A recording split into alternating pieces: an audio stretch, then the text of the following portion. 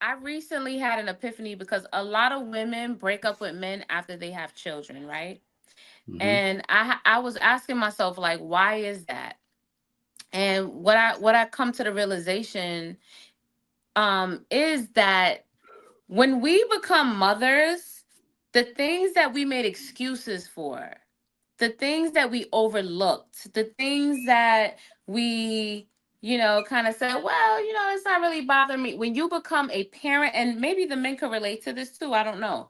But when you become a parent, suddenly the things that you kind of overlooked or looked around, they become so important and they become so pivotal in your life that you're saying, wow, okay, I accepted this.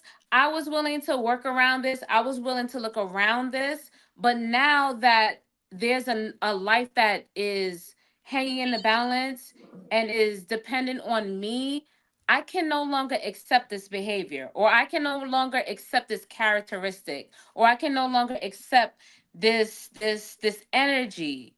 It becomes different when you become a parent because now you realize that you are responsible for another life and it ups the ante.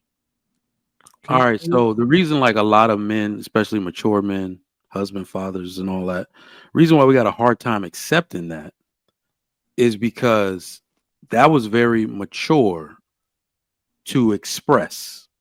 So where was this maturity during the sex that made the child? Not blame. I'm just saying, like, how could we not?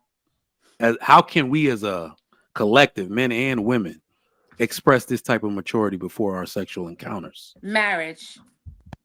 I I agree. think that's the answer. I think well, marriage ups the ante naturally, right? So that's why they say, marriage before baby carriage, because you don't get into that level of maturity doesn't click until the the stakes are higher. And the stakes usually, if you're not married, the stakes become higher when you either have a child or when you get married. You know, Cam Newton is a very flawed man, but he shared something that his mama said that I wholeheartedly agree with. He said the old school people used to find any reason to stay, the new school people find any reason to leave. And that's why, like last week when we were getting into it, I basically said, if a dude ain't beating your ass or doing psychological or physical warfare on you, there's not very many reasons to leave. And the only reason I said that is not to really simplify it. It's just that a lot of the maturity that's supposed to happen that you're talking about, that's the relationship. That's marriage. It is just growing. Like I think it's more realistic to say, and you know how people will be like, I just want to find a person. Like it's like they're trying to find somebody that gets less on their nerves and that's the right person that agrees with them and likes everything they like. That's not realistic. What's more realistic is that I just love this woman so much, I let her get on my nerves with her annoying ass. I think that's more like marriage. See what I'm saying? I just accepted what came with her because I was going to learn over time. You know, she had a base set of characteristics that I found attractive.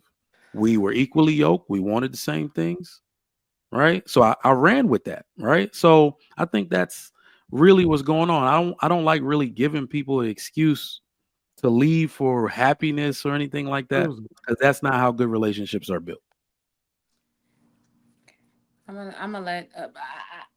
I just feel as though that men and women have completely different experiences. And I don't think that y'all, it has clicked for men yet why women used to stay versus Mm, why they actually have options to leave now. okay. Women back in the day really did not have much options because they were reliant on the income and the livelihood of a man. And since that has changed, now they can actually look at the character of the man that they're with. They're not just looking at, okay, well, he's providing for me and my child, and this is the only way I eat, and this is the only way that I have a place to stay. Now they're looking at it like, okay, is this man respecting me? Do I feel supported in this situation? Mm, Do I not feel like I need to cry in the bathroom every night? That is the things. that women are looking at as a partner, because they can actually provide for themselves. So now you're not just like a wallet anymore. And I would think men would be happy about that, Hello. but it seems like they're not, because it seems like it's easier for men to just show up as providers and not whole human beings. Well, you Whole, know, Look, well, whole partners who are not toxic, who communicate, who are actually accountable, who yeah. are you're not now, now the expectation is bigger than what you can provide, because women can provide for themselves. Now it's just like, are you fair? Are you kind?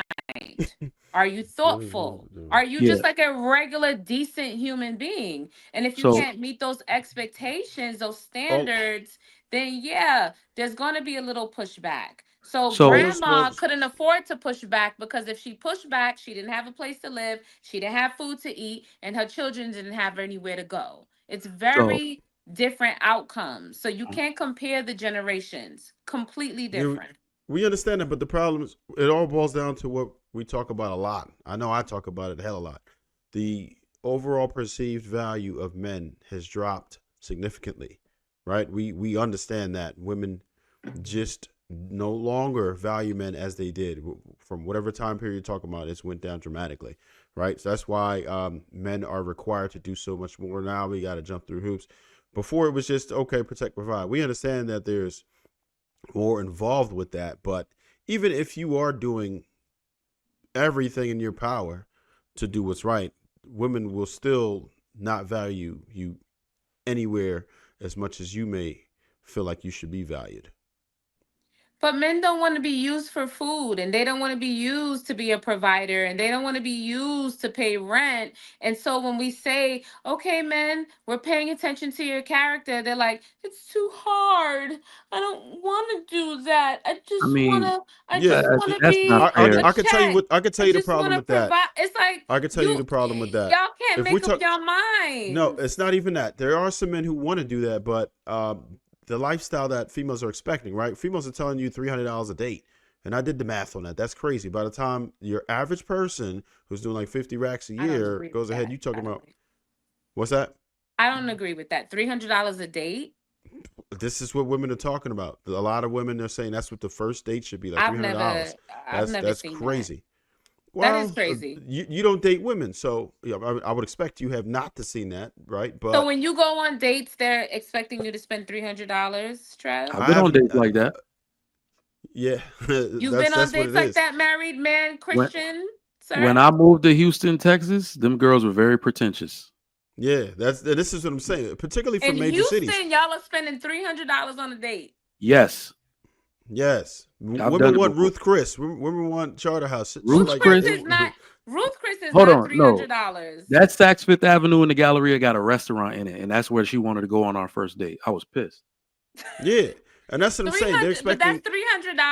That's the Grand Lux. That's the Grand expectations, Lux at the Galleria. Yeah, that's worth and No, three that's hundred not the dollars. you Grand know Lux. That's the the one problem inside is Saks. the problem is women don't understand the Child, bell curve, y'all right? need to So choose better. most men will never be able to do that. You have some men who are in the top 10%, maybe top 15% who could afford to do dates like that, but that's not your average man. We always forget about the bell curve and understand that most people were always and will always be average as fuck. That's just what Hmm. it is. Most men are going to be average. And those women who are fitting in that mostly average don't want the men who are mostly average. They don't find them attractive and kind of see them as invisible. So there's no value there. They want men who can go ahead and take them to the roof court. They want the men with the big car. They How want the can we men get who them to recalibrate their attraction to account for things It's other oh gonna than have well, to happen. it's tough to say, and I can tell you why. Because the men who are considered to be their tens or their version of tens, It is they won't insane. stop at a 10. They'll go all the way down to a 3. Once a woman has access to that type of a guy and get a taste of that, she feels like that's her speed. Even though to the man, it might have just been a pump and dump. But once she has access to that guy and she had that experience, she think that's what she's entitled to at that point.